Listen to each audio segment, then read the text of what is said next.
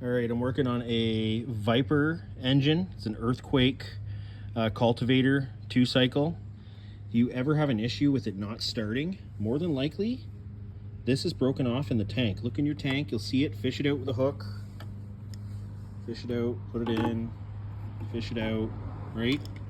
Cut it, slip it back onto the carburetor right there, and then just jam this back in the hole in the back, and it'll work. Takes like, honestly, 2 minutes, but that's what the issue is.